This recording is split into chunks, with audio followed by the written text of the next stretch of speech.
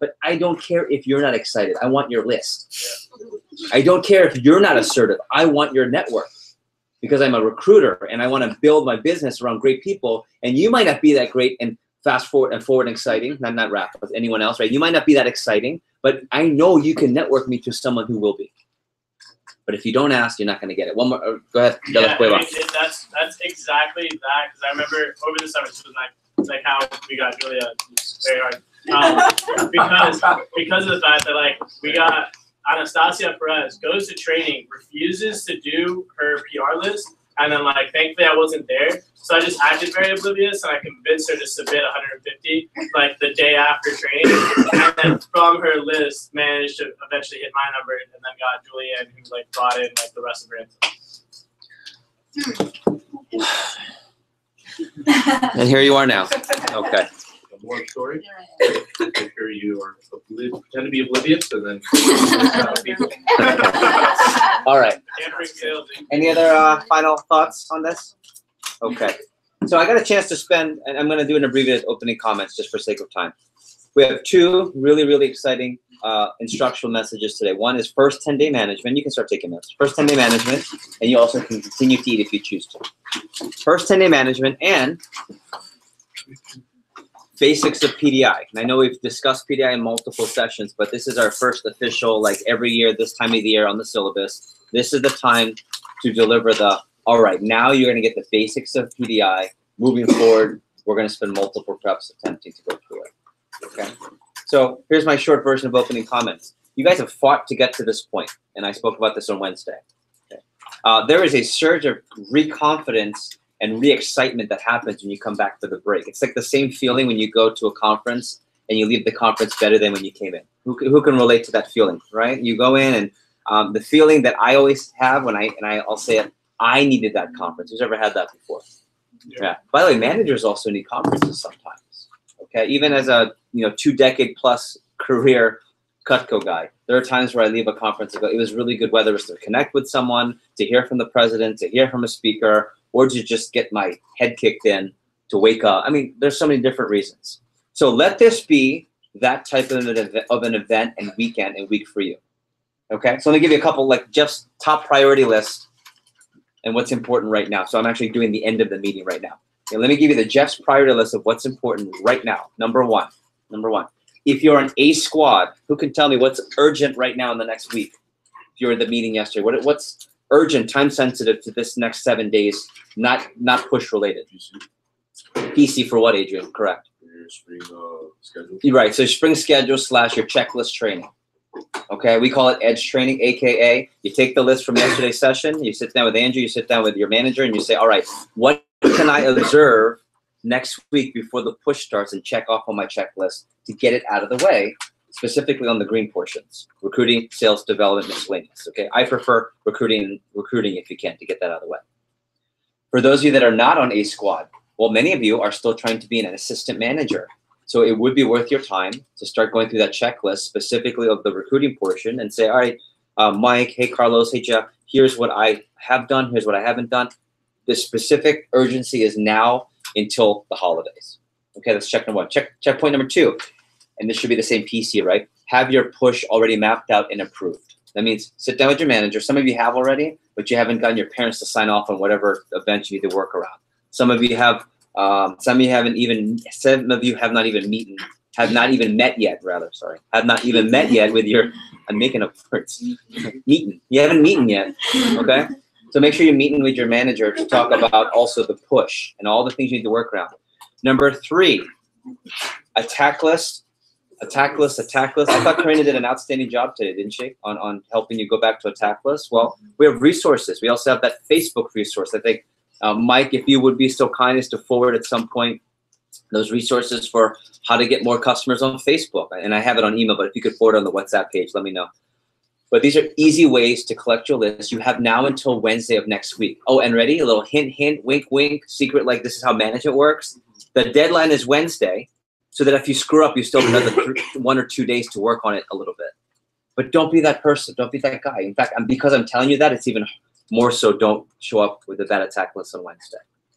Okay? I'm okay with a rep who's never been through TLA messing up on their attack list and we follow up. I'm not okay with someone who went to the meeting, we're telling you directly, here's what you have to do, messing that up. You guys get that. Yeah. And all of you are solid to really good sales reps and everywhere in between. Why? Because you're in TLA. Right? Because we're the only division in all of Eastern region that mandates a 10K plus entrance to TLA. Do you know that? There are other divisions where you can get into TLA if you're not at 10K for the summer. We refuse.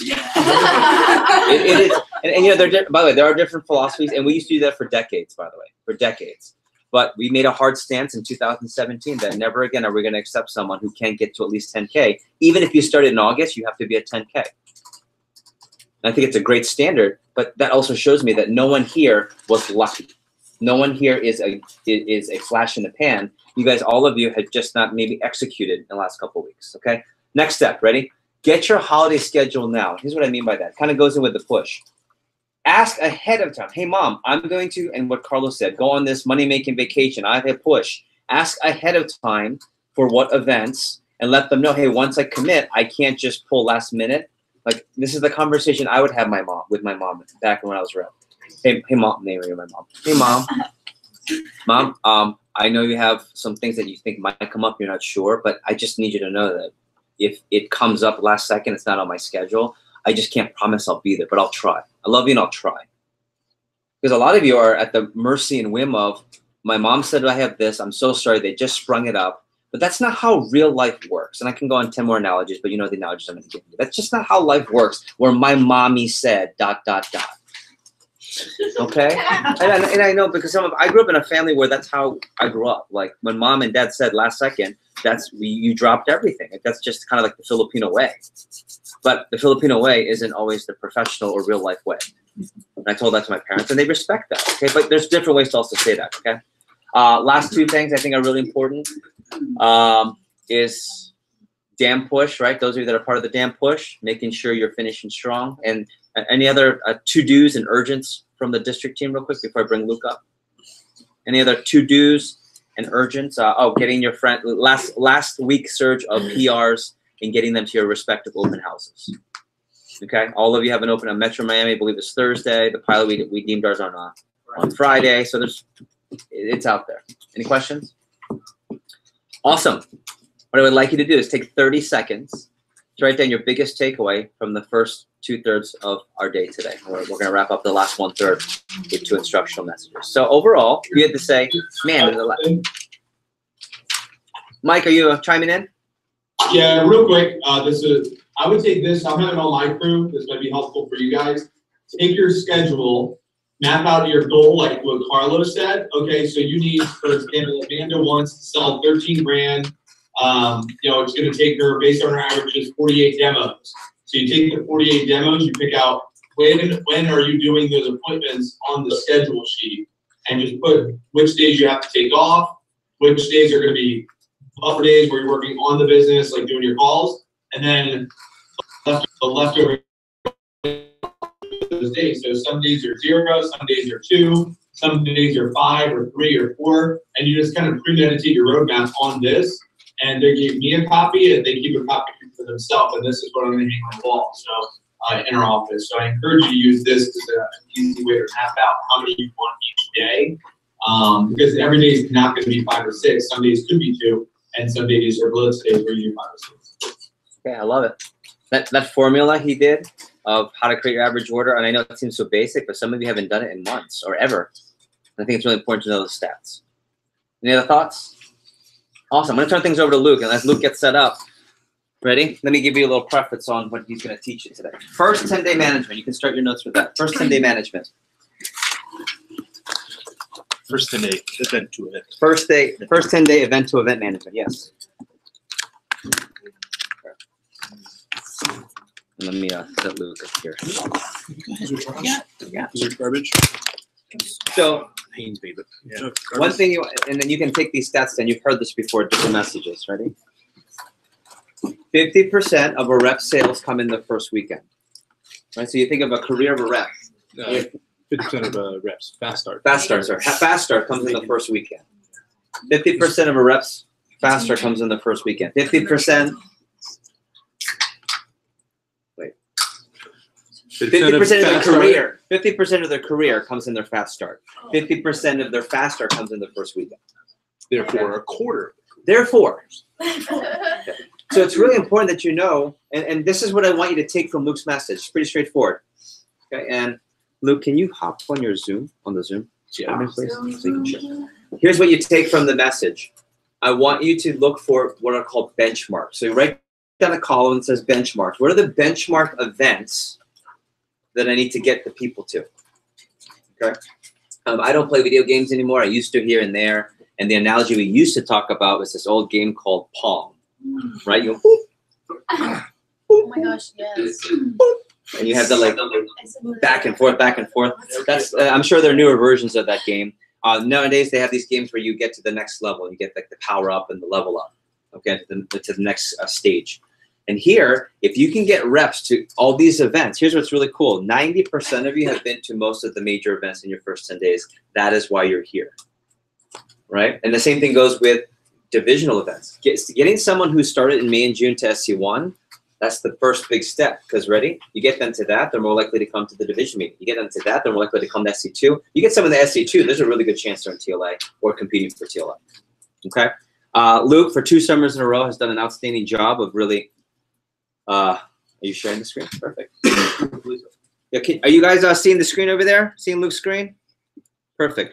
I think what's also important to recognize for Luke is that Luke's got experience, ready, through repetition. And that's one thing I really want to share with the Andrews and Lukes of the world, who right now, at this stage in our division, are the people that we look to with the most experience and the guys closest to you in level and age. But it's because of repetition. And that's the key to being trained for the summer, right? That's my final TLA, I guess, teaching moment before we roll into the instruction is the more times you can do, the more confidence you have. That's why we role play. That's why if I'm running training 2 or 3 times before I get to run a training in the summer, I'm going to put my money on that person versus the person who frantically looked over YouTube the night before the first one. Like exams, like anything else, okay? So take a ton of notes. Number 1 on benchmarks. Second thing is just objectives of each of the days. Like what are the objectives of each of the days? So what events do I have to get to? Benchmarks. And what are the objectives of the 10 days? And then, ready? Back that up with Andrew's message, which is going to be the PDI. So what do you say on each of the days? Right? So Luke's message, it's a 1-2 combo, right? Some things never change. 1-2 combo with Luke and Andrew. These are the events. This is where you have to get the reps through and the objectives. And then here's what you say and how you say it for the most part from Andrew. Okay? So up to give eventual event management. I give to you, Mr. Soon-to-be District Manager in the Boca Raton. 1 word, not 2, Del Reg. Luke Pasego. Yeah.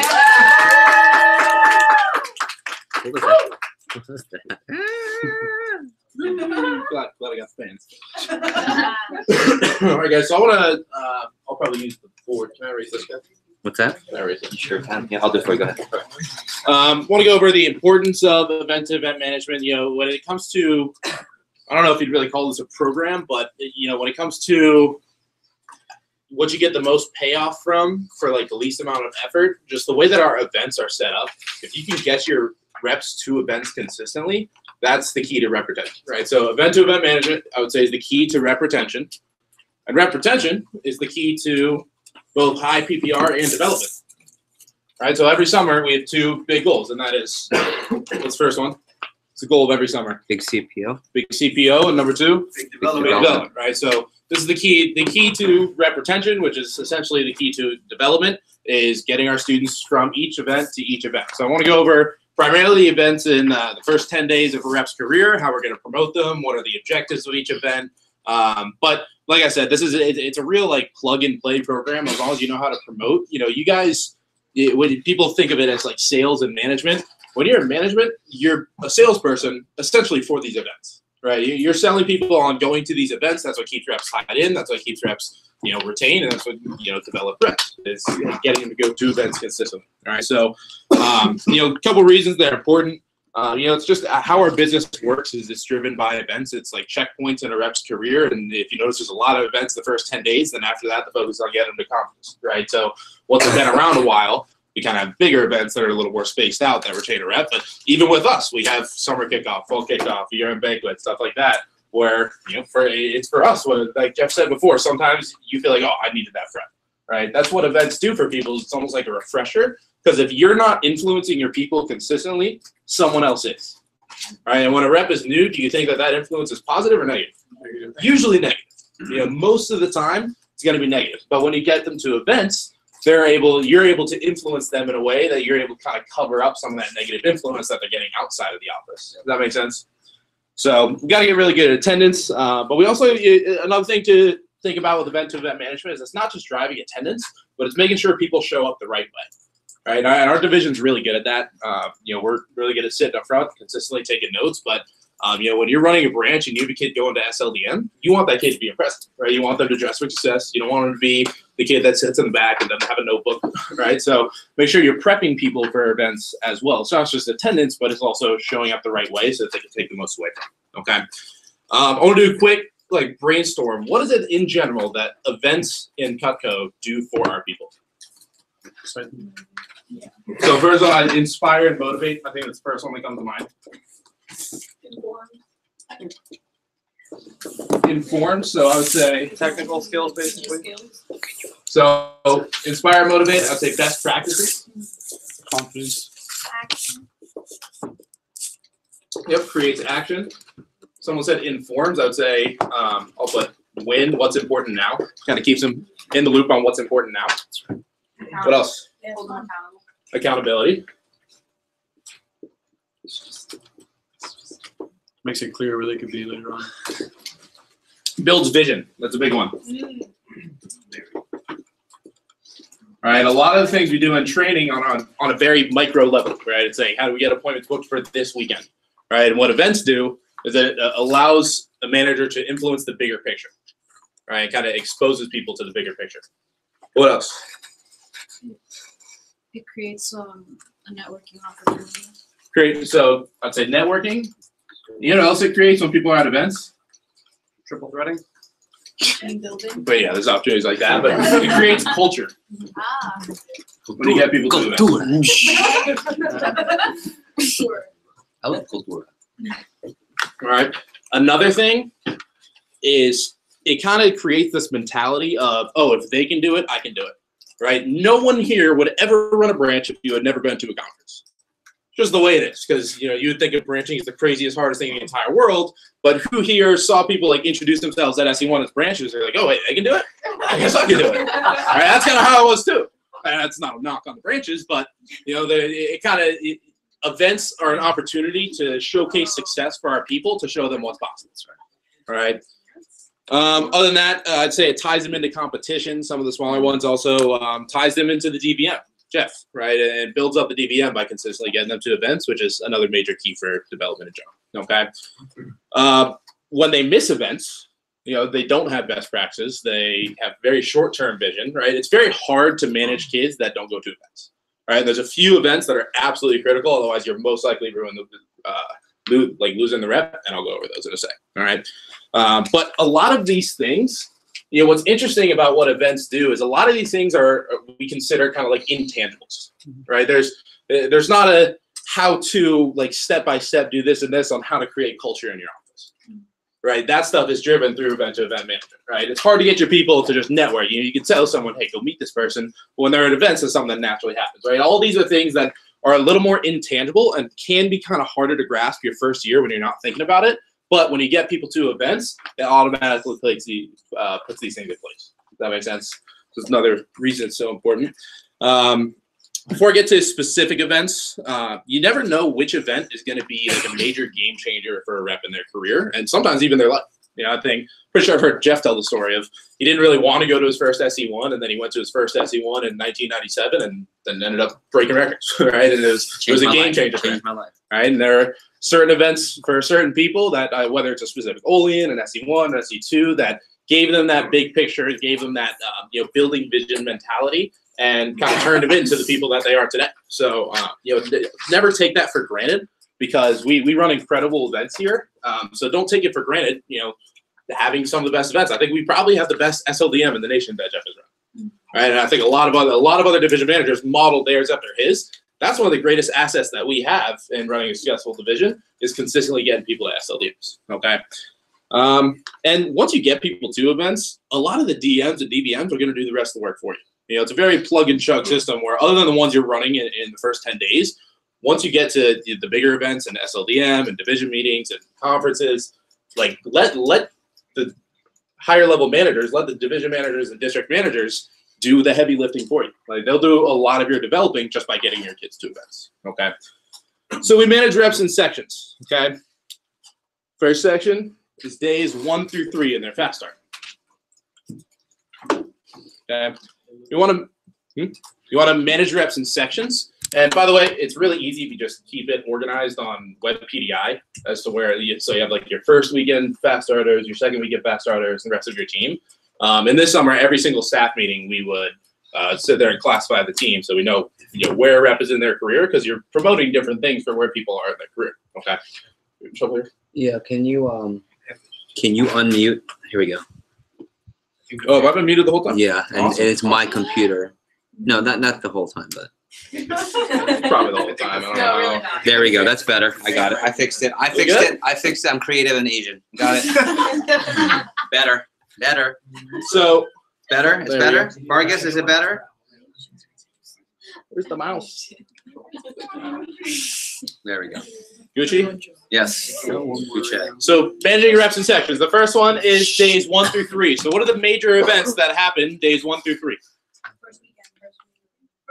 First week, that's not really an event. Event, I'm thinking someone goes somewhere to an event to do training. First one, well, training. But I guess that training's like day 0. All right. Days 1 through 3. What is people's first event that we have to get them to? Advanced training. All right. A little tidbit. What's before that we want to try to get them to? Champions Club. What's actually before that, right before day 2 of training that we got to get people to? High Flyer Workshop. Right. So the first event, High Flyer Workshop. Some people call it 10K coaching. Oh, good. This is working. That's awesome. There we go. All right. So High Flyer Workshop, 10K coaching. All right. The next, you got AT1.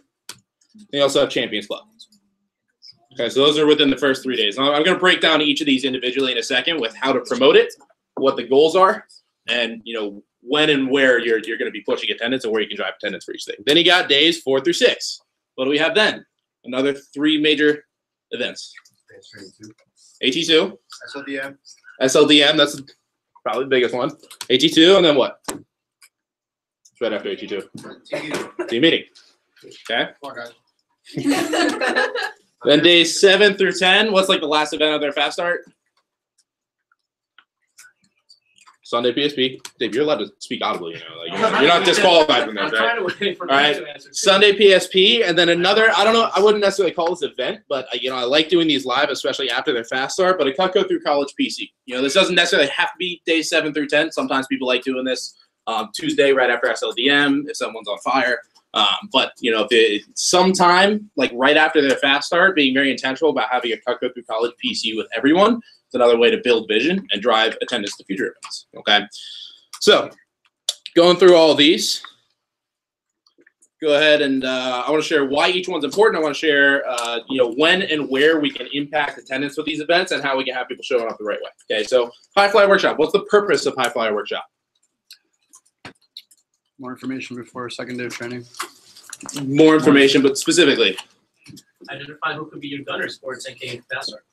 Okay. Identify who should be at High Flyer Workshop, by the way. Every single person for the training class, right? So, it's a High Flyer Workshop is why and how to have a 10K fast start. It builds vision and it kind of instills that fast start mindset. We talk about things like 5 before, 5 after. We talk about how many phone calls it takes and kind of shaping their perspective on, hey, these 10 days should be the hardest that you work on the job.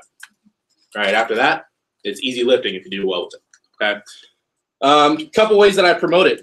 In training, constantly saying, hey, it's invitation, not obligation, but I'd love to have everyone there. All right, invitation, not obligation, I'd love to have everyone there. All right, and then on day 1 of training, we have them fill out a sheet. I think everyone does this, but there's a sheet that says part-time, full-time, or in between, right? So one way that I promote it is, guys, High Flyer Workshop is for people who are either full-time, they definitely want to have a 10K fast start, okay? People who are unsure, those are probably the in-between people who might want to have a 10K fast start. They just kind of need more information on it and how it could be done, right? Those people should be there. And the last group of people that should be there are people that definitely don't, they're definitely too busy to have a 10K fast start, or something like that, but they just want extra coaching, right? So when you put it that way, who did you just tell to be at the meeting? Every single kid falls into one of those three categories.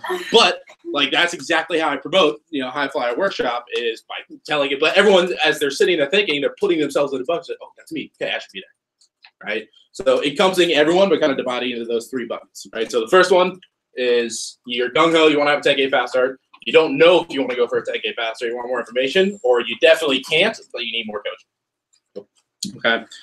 And then we have people sign up during breaks, and we write it on the board. Okay, you make it public that they decided to come. Okay, people will show when they feel like they earned it, right? So when you have them like sign up on the board, we have them during breaks come up to us and in opening comments say, hey, we're going to have an extra 10K coaching session. So anyone that thinks they either want extra coaching, they think those three buckets I said, go ahead, let me know during a break, and I'll sign you up. All right, that way you're able to see who signed up, who's intent on coming. And you're also able to see who doesn't sign up. What do you think you do with those kids during the break? Yeah, it's like, hey, what are you doing tomorrow morning? Why aren't you going to be here? And there's really not many excuses that they shouldn't be here. And at the end of the day, I just say, hey, you want to make more money or less money? I say, if I can give you $100 to come tomorrow, would you do it? Okay, well, I guarantee you'll hit your first promotion if you come tomorrow and you get the extra coaching. Everyone hits their first promotion after that, so it's basically like giving you $100. Oh. Okay, you want to make more money or less money? Cool. More money. More money, right? So if I give you $100 to come tomorrow, would you do it? Yeah, of course, right? And then from there, it's hey, so everyone that comes always hits their first promotion, so it's basically giving you $100. Okay. Then the last thing for confirming High Flyer Workshop 10K coaching is the day 2 morning text, right, that you sent right before. And in the text, it even says, or when will you be here, or arrival time, or something like that. Internet connection unstable. Awesome. Okay. Advanced training. What's the purpose of advanced training? Get PRs. PRs is a big one. That's the manager answer. That's true. Yes. Get PRs. Go over like scheduling. So reinforcing the schedule. That's a big one, especially when it comes to event management. Every time they're in the office, I'm doing some sort of schedule walkthrough. Right, so there's day 1 schedule walkthrough, there's day 2 schedule walkthrough. We have AT1 schedule walkthrough. Okay, on Wednesday, AT2, I do a schedule walkthrough. That way they always know. Guys, half the battle with event-to-event management is getting them to the previous event. Because at our events, we always promote the next event. So the easiest way to get people to events is get them to the previous event. All right, if you want to get someone to SE2, get them to SE1. They're probably going. Okay. What else? What's AT1 do? Like towards the end, but like PRs, getting Getting PRs. Secret weapon. Booking appointments, and then other than that, it's just troubleshooting, fixing bad habits, and kind of having that manager influence on, right? They haven't seen you in a few days; they've just gone out, done the job for the first time. Okay, and it's critical. By the way, rep-driven, getting high attendance to rep-driven, and having successful rep-driven sessions is incredibly important for building PR culture, right? When they sit there and they see you do it, right? It's kind of like more conviction than when they just give you the list and you tell them how many people are set, right? When they see you do it, and we're actually setting the PRs with them, it gives them more conviction, and that's what builds PR culture in your office, is when they see that success over and over again, and they understand that this works. Okay. But when promoting AT1 attendance, first of all, there's a schedule talk and training. Okay. So in training, I'm constantly saying, hey, guys, 10, 80, 10, right? By the time Monday rolls around, 10% of you will be between $0 and $1,000. 80% of you will probably be, first promo, second promo. Then 10% of you are probably 6K or above, right? The purpose of advanced training is to take people that are down here, get them up here. Take people that are right here, get them up here. And then have the high flyers stay high flying, okay?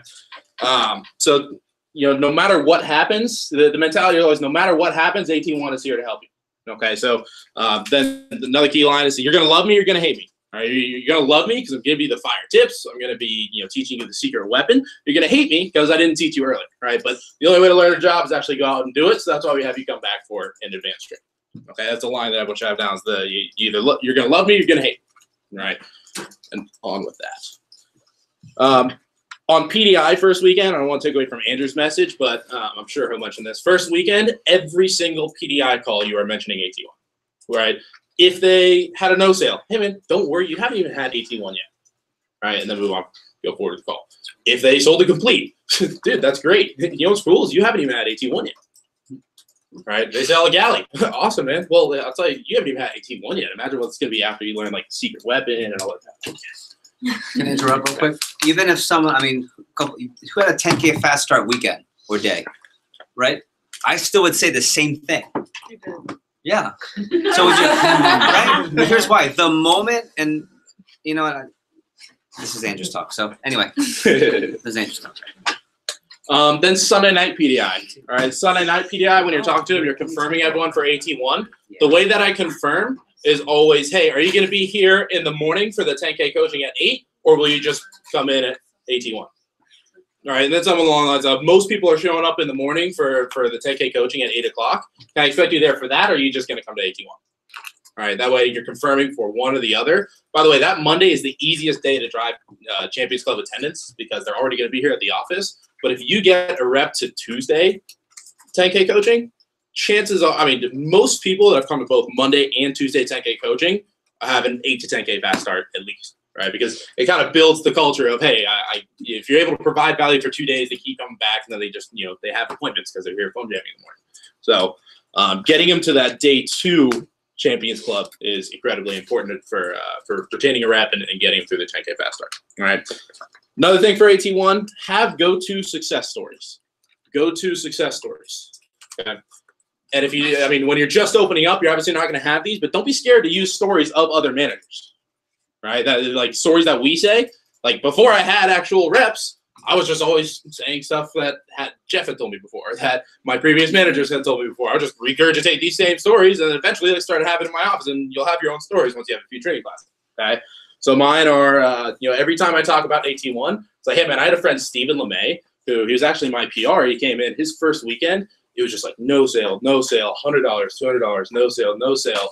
And, he was getting really frustrated, and he called us, and he was asking for help. And I told him, just get to 18-1. We're going to teach you the secret weapon. We get you some big fish here going instead of just all these little orders. And then after that, he went on to sell $45,000 for the summer. He paid his entire out-of-state college tuition and won a scholarship with us. Sure. Right? People, oh, okay. 18-1 sounds pretty dope. Right? And then say Ali Coromines had a whole weekend of no sales. And then she went out to sell $28,000 over the course of 4 weeks after 18-1.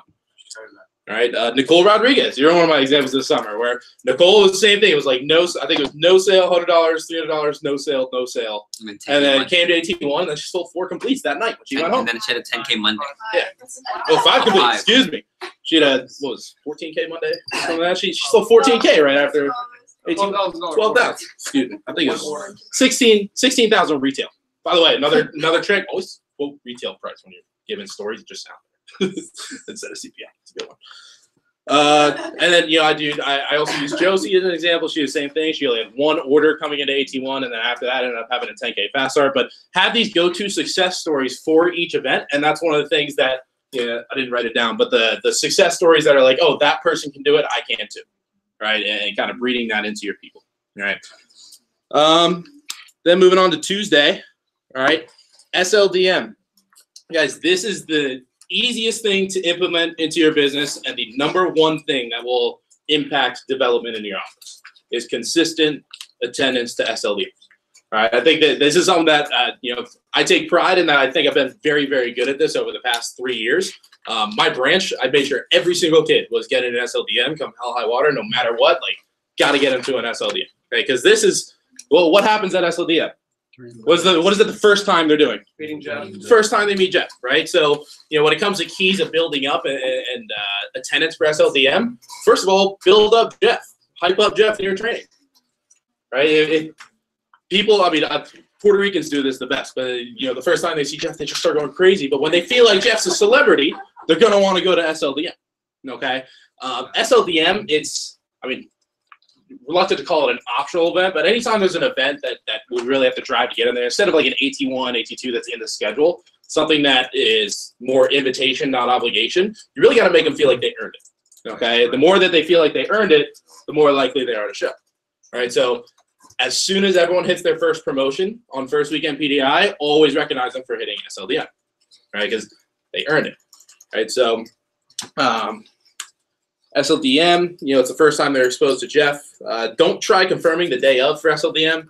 It doesn't work. Just years of experience, it doesn't work. All right. I'm always going over in my schedule talk and training when I do the first weekend of appointments. All right. I always go to Tuesday so that I can get SLDM in their schedule. Right. Because we tell them the 3-day rule, but people don't listen to it. And they're like, oh, I have an appointment Tuesday at 1. Well, you can't do it. All right, so make sure your first day of training, when you go through the schedule, I go all the way through at least Tuesday to get that SLDM in there. And then when's the next time you do a schedule walkthrough with them? At AT1. And that's the day before, so it's easy to confirm people that way. Okay, so schedule walkthrough and training, go over it on Monday. And then just how you promote it, it's an invite-only meeting. All right, in training, I tell them it's an invite-only meeting, but you'd be really stupid not to go.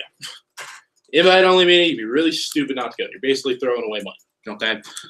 Another thing when it comes to events, the most common thing you'll probably get is like, oh, I already have demos booked for that time. And kids don't want to go because of a demo. And you just tell them like, hey, technically I make more money if you do demos. Right. But there's a reason that we take our reps out of the field for a day in order to teach them so that they sell more in the future. Right. So I don't care if you have an appointment where you're guaranteed to sell 4 completes. Anything they can buy now, they can buy later. So I need you to reschedule that so I can have you at the SLD. Is that cool? All right. Another thing I say is, hey, people drive all the way over from Naples. People come all the way up from, wherever you are. Say people drive all the way or people will be attending all the way from Tampa or whatever. It's usually virtual, but so I usually say Naples because it's pretty far from here. But usually when people hear that, they're like, oh wow, this thing's like actually a big deal. This is especially important if you're AM or PS7 the pilot because it's very easy to kind of go easy on promoting SLDM because they've already been exposed to Jeff before. So this is really critical. It's like, hey, this meeting, like people are driving all the way over from Naples to come here. So make sure you dress to impress, have notebook, pen ready, sit up front, and prepare them the right way for that. Okay. So people are going to show when they feel like they earned it. Right.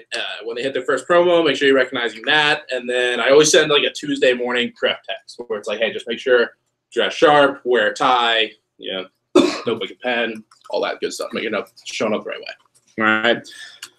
Next one is AT2. All right, AT2, we do skills check plus proper phone jam habits. Okay, we go through another schedule walkthrough. The biggest one I have for AT2 is anytime a rep has a cancellation or a reschedule in their first weekend, I'm always like, hey, don't worry. I'm going to go over how you can really limit those at advanced training too. Right, so we're showing them the value that we're going to give them. We do the same thing with secret weapon for AT1. When it comes to AT2, it's anytime there's a cancellation or reschedule, it's like, hey, don't worry, I'm going to teach you some more advanced things on how we can really limit those at advanced training too. Okay.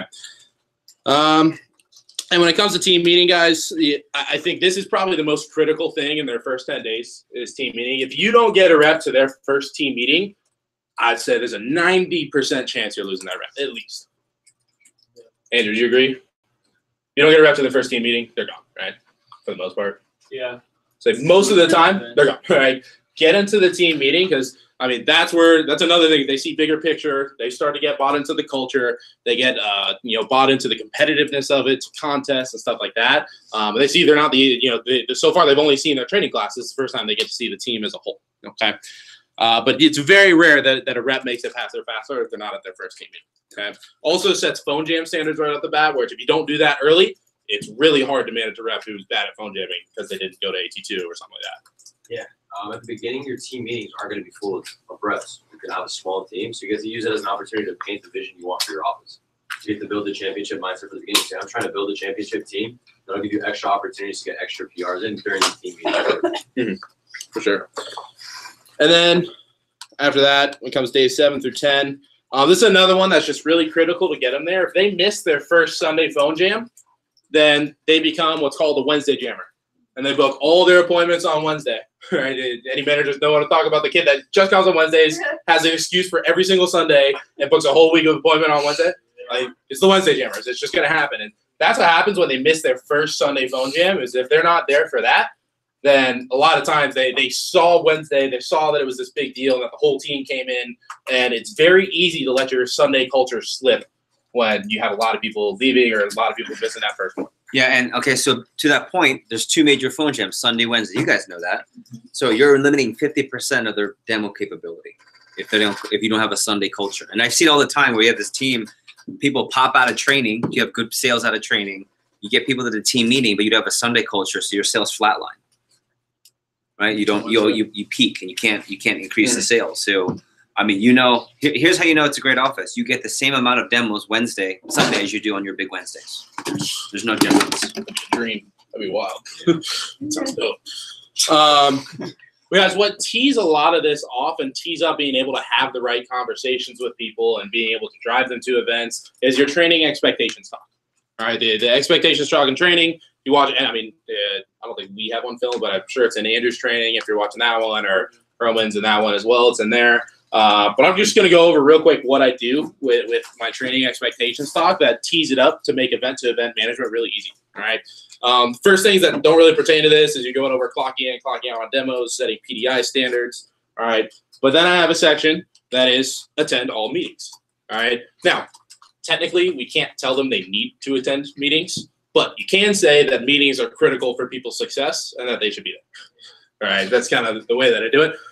So attend all meetings. Right. It's an expectation, not a requirement, but it's an expectation that they attend all meetings. Okay. Events are here for your success, not ours. All right, we guarantee base pay because we're confident that you won't need it, and we're confident that you won't need it because of the ongoing learning that happens at all of our events or all of our meetings.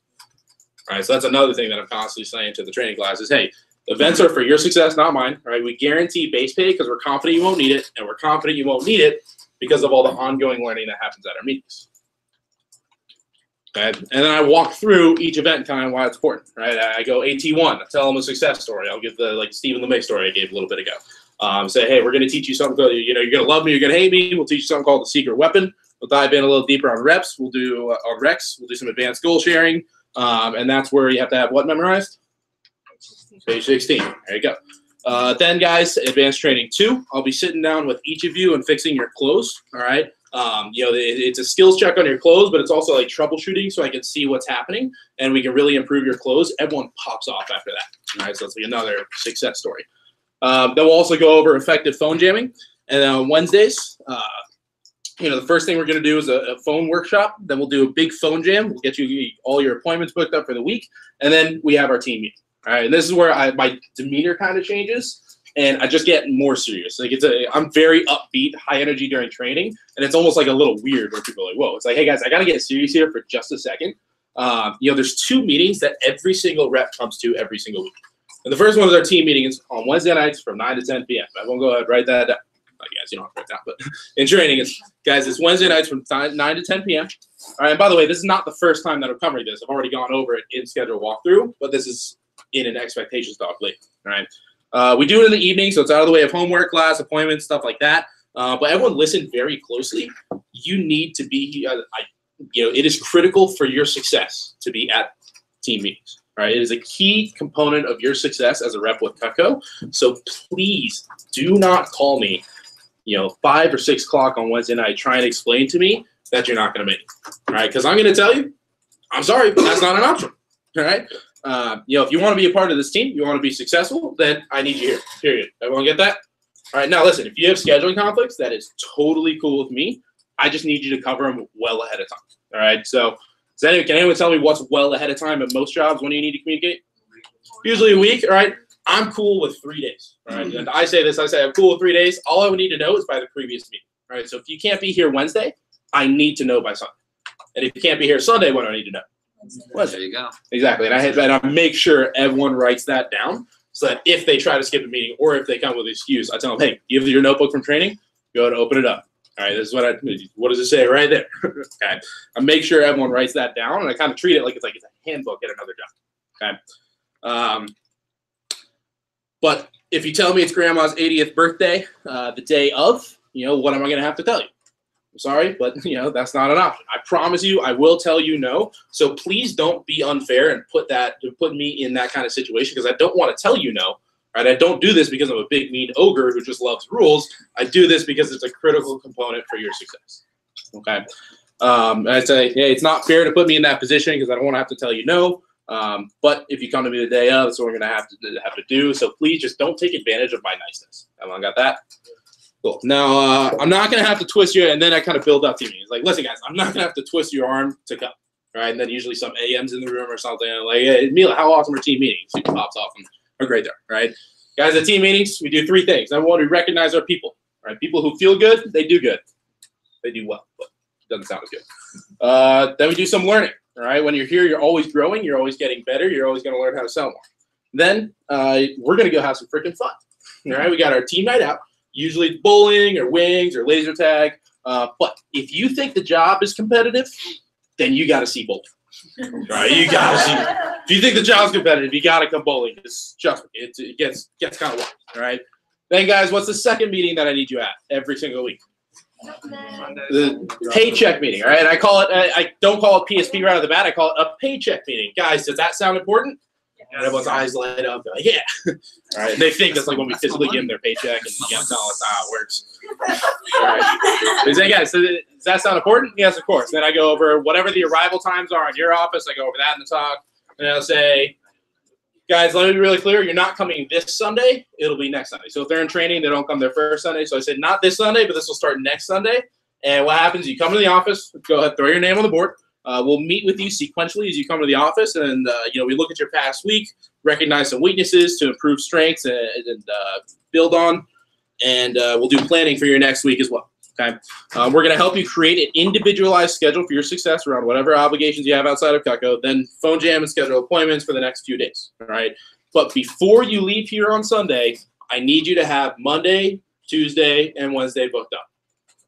All right. So, guys, if you realize how our business works, we got Wednesday and we got Sunday. How many days in advance are you supposed to book? 3. So on Wednesday, you come, you book your Thursday, Friday, Saturday. Then Sunday, you come, you book your Monday, Tuesday, Wednesday. That makes sense?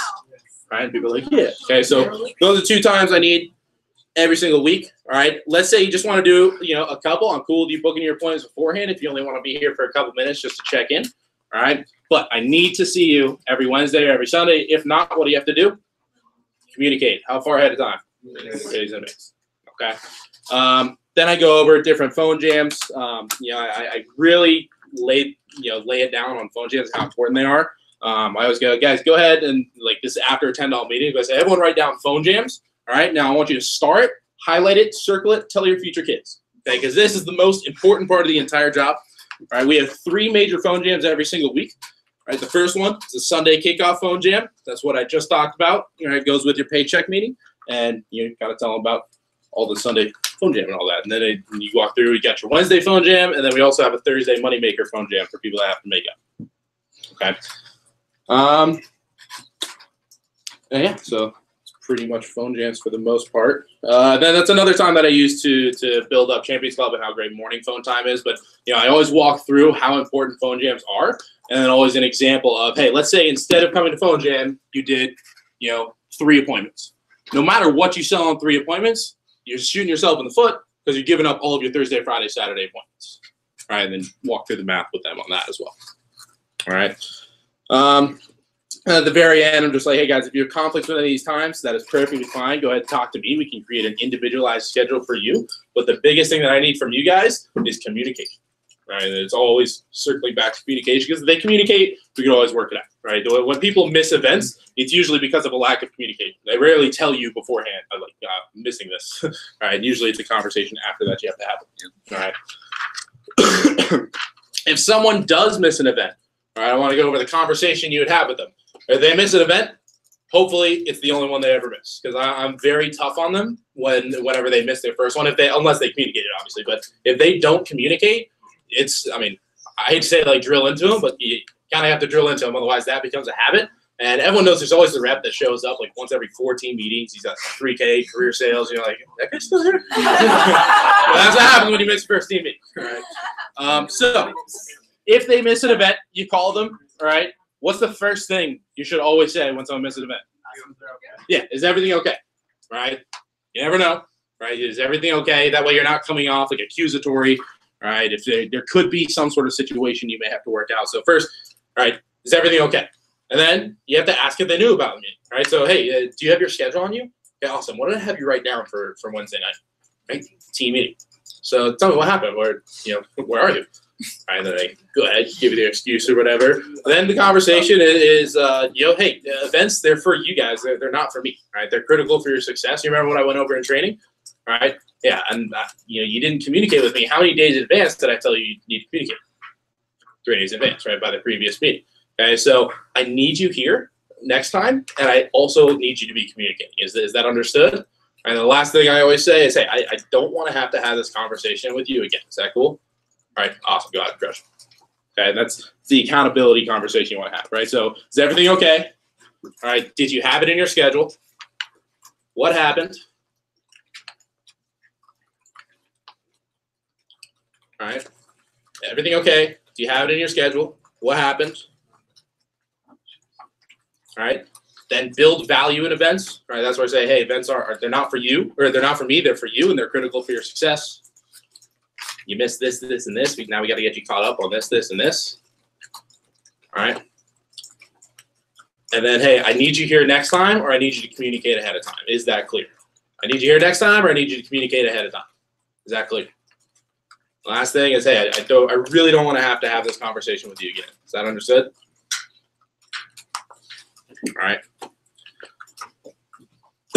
Guys, when you crush that talk, it makes event-to-event management very easy, right? Because if they remember it, like this is the talk where I'm making sure everyone is writing stuff down, or if they're not, I'm usually calling them out. Right? I get like weirdly serious during this talk, but it has a very big effect because kids take it very seriously and take events very seriously because of it, and it makes it very easy to manage through the process that you miss. I was just gonna add. Can I add on something? Yeah, dude. It's your world. Just living it. The conversation that Luke just had is really, really important to have down. Just a tough conversation when they do miss an event, because almost everyone's going to miss something at one point or another and have something like that happen.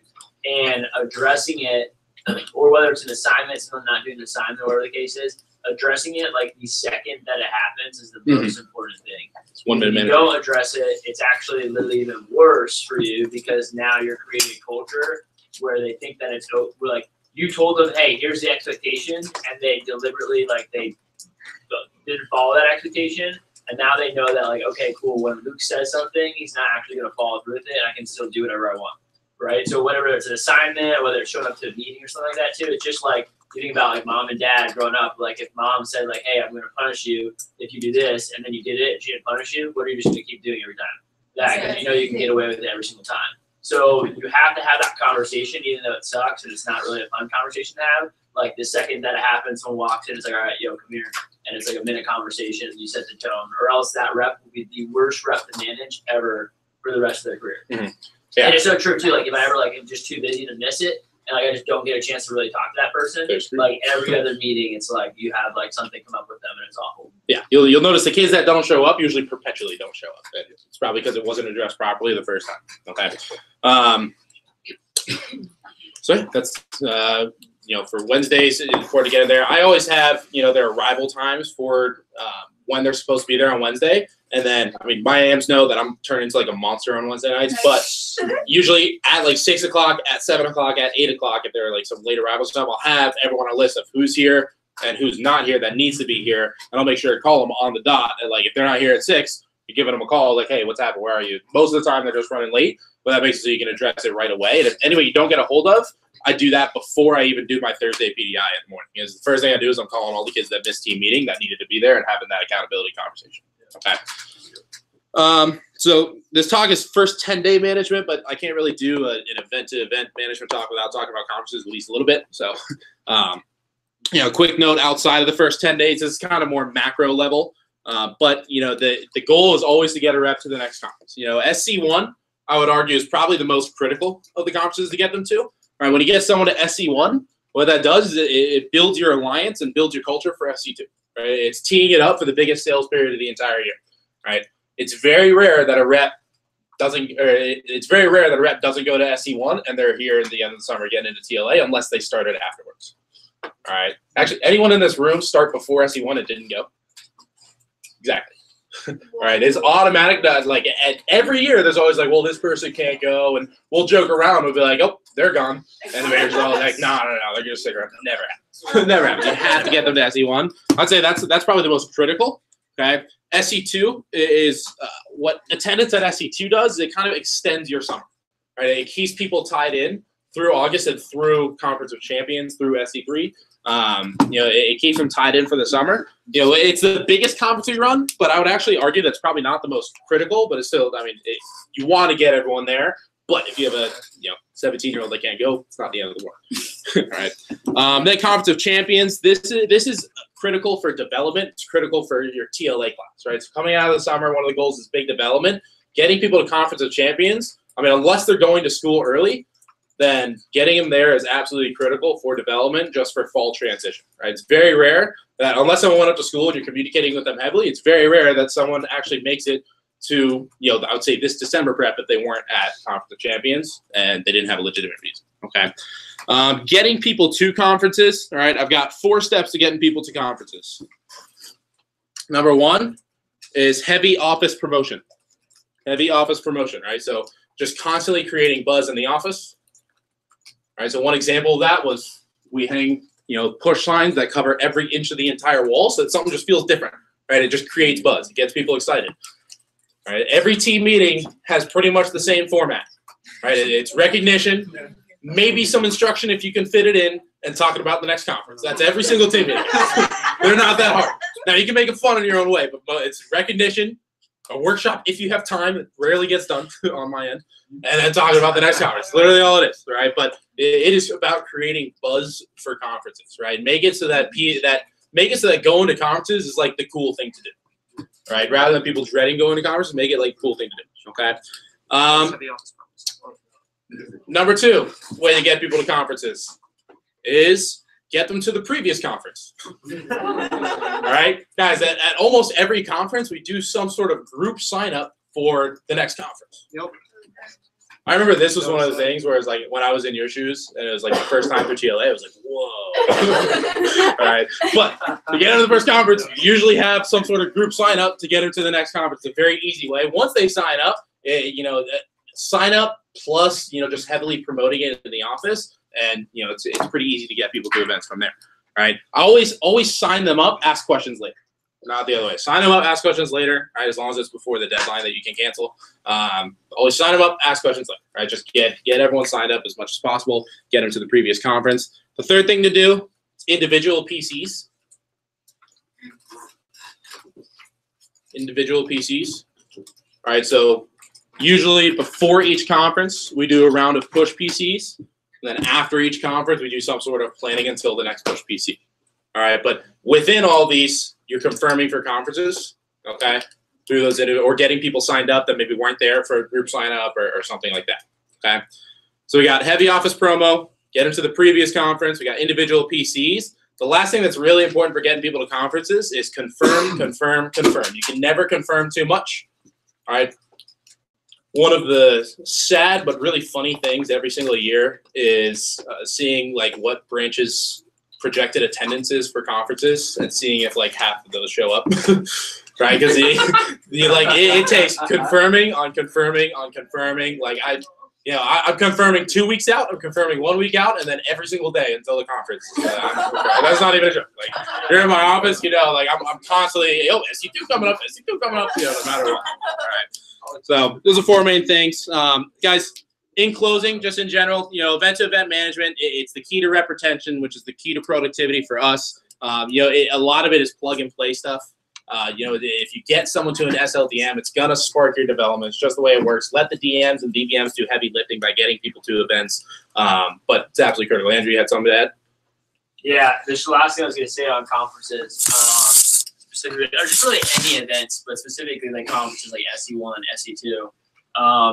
And that is that we're teaching you kind of like the managerial aspect of it, of like what the value is of getting the reps to the events and how it helps and impacts the business. But when you're talking to the reps, that's not what you want to have on your mind, and that shouldn't be the purpose or the objective of your conversation. Because what's going to happen is that's going to come across the reps, and it's just going to seem like it's not going to seem, you are going to be trying to manipulate them in order to help your business, and people can feel that and see that. So, and this is something I didn't really understand in my first branch, because I just was like, I just need to get reps to events, to SE2, because then they'll be excited, and then they'll sell more, and then our office will be better. Like, that was my thought for my perspective when I first started. And what you really need to do is change your mentality and like think about how you're serving them. Like, for instance, who in here's life has been changed because you went to a conference or an event, and you wouldn't be here probably right now if it wasn't for that? Great, almost everyone in the room. So, I don't know how much louder I'm going to speak. So with that said, I'm going to like to shout. So anyways, with that said, I'm going to put this video on me. When you're talking and sitting down with the rep, the thing that you need to do is just like think about what's in it for them and how you're going to be impacting them. And when you have that confidence and belief and know that, like, okay, if I don't get you to this event, I know that you're not going to be here. And I know that, like, you being here and you getting into TLA, this is something that could be life-changing for you. Like, you will have the confidence to tell the rep, like, yeah, I know you have that family birthday dinner, but, like, you would be an idiot if you went to that and not to this. And I really need you to do, like, everything you can. When you're just thinking about it for yourself, you're like, it's not worth the hassle, whatever. I don't really care enough. But when you know that, like, hey, this could, like, impact their life forever, you're like, look, I don't care what you have going on. Like, you need to rearrange your family trip, like, get to this event because you know that, and you can tell them that confidently. And that's how you also get more people to events, and people can feel that. That's all I'm So saying. you're a salesperson. You're selling them on getting to the event, right? And I think he mentioned his first branch. I have a really funny story from my first branch about this.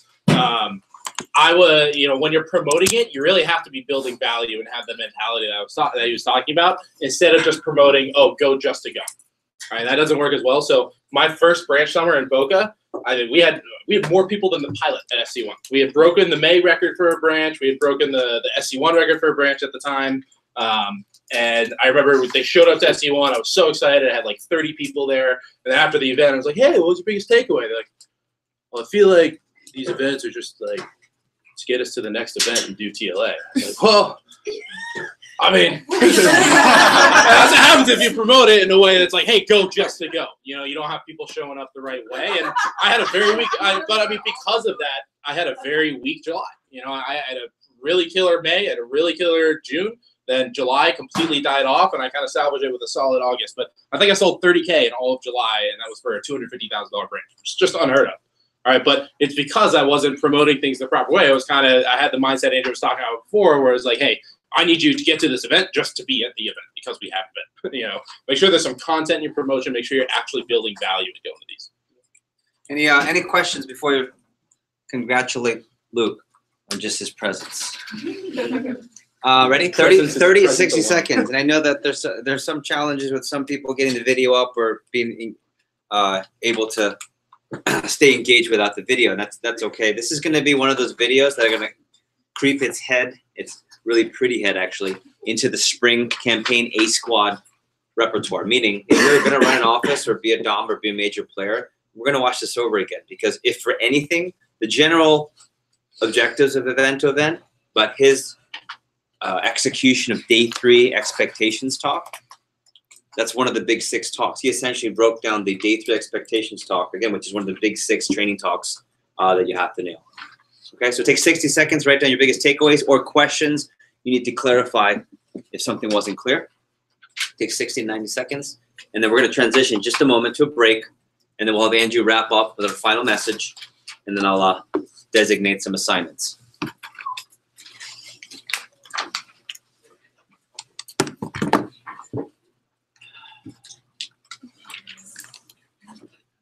Okay. And then David, we're going to reboot in just a second the broadcast. 30 seconds. And here's what I'd like you guys to do in just a bit. I'm going to ask you to, during the break, stand up, restroom for the next couple of minutes. But I'd like you to share your takeaways or action steps with someone in the room. I think just for some active role play, active engagement purposes. Okay, so another 10, 15 seconds. Biggest takeaways or questions that you have to ask or action steps from Luke's event to event management message. Can you label it? Prep. Did you restart it or just Luke's message? Did it go broadcasting? Put down opening comments and then comments. Label it. Okay. Okay.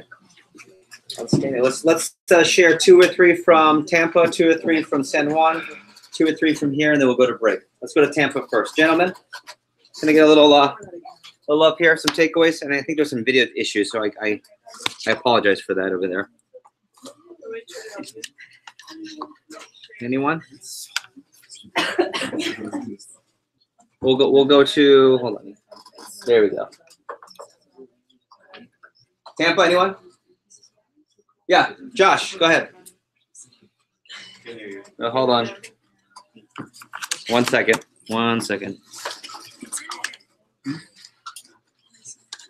Okay, Josh, can you hear me now? Yeah, I can. Go ahead. So my big segue is just the events and fan attendance that basically helps with your rep retention. And if they're not there, then they're not gonna last.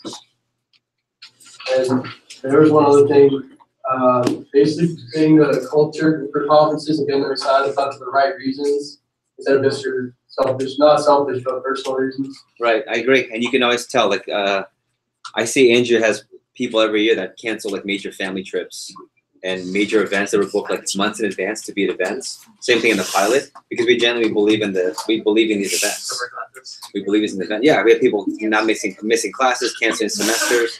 Every year we have multiple people do that. So good. We'll do one more over in Tampa. Amanda, go ahead. All right. I really liked what Luke said about promoting the high flyer workshop about, it's invitation, not obligation. If they'd love to have everyone there, creating different mindsets for people who definitely want a 10K, are unsure if they don't. So I really like that. Okay. Thanks, Miss Amanda. How about in San Juan? We'll take one or two over in San Juan. How about anyone over there want to go? We'll go Patricia, then Christina. Oh, my biggest takeaway was the expectations are in training. Like, I think it's I still have to show up and like having high communication. Okay, and then Christina? Basically just the clarity of how to have the conversation when they miss an event. That way it doesn't happen again. Yeah. Like, your mind the conversation. Okay, excellent. And we'll go over here into the pile. We'll take one or two. Trent. So I had a question, sort of piggybacking off what Christina said. What is like the exact time frame for someone misses an event? Is it like the next morning or is it that night you call them? Like, did you sort of shut it down right Yeah, who can answer? 1 minute manager. When do you address it? Yeah, right when it happens. Right when I realize 6 p.m. when they're not there. Hey, where are you Yeah, at? the conversation is right away. Yeah. Is everything okay? Yeah, if you're carrying over to the next day, you've already lost the battle. You've already lost the battle. By the way, WebPDI has a feature. So for when you're running meetings, and like on a Wednesday night, and it's different, like you have different arrival times, but if everyone's supposed to be there by 6 o'clock, what you can do on WebPDI is just take everyone that's late, move them into one group on WebPDI, and you just hit send text message, and then it sends a text message to all of them right at like 6:03 p.m. late, like where you're at. And that way you can get. And it starts to get responses. You free up your time as a branch manager or DM without like a huge staff. That is like absolutely crucial because you don't have time to like run your meeting and then like track down people that aren't there as well. And Right. deal with all that. Okay, Eddie. Yeah, makes it like when you're doing that, it also makes it easier to then gauge just like who is going to kind of give you a tough time or like not a tough time about like being late. Then they also respond or they don't respond. It's just really easy indicators. It's like how you need to start acting with them to kind of correct things or not have them anymore.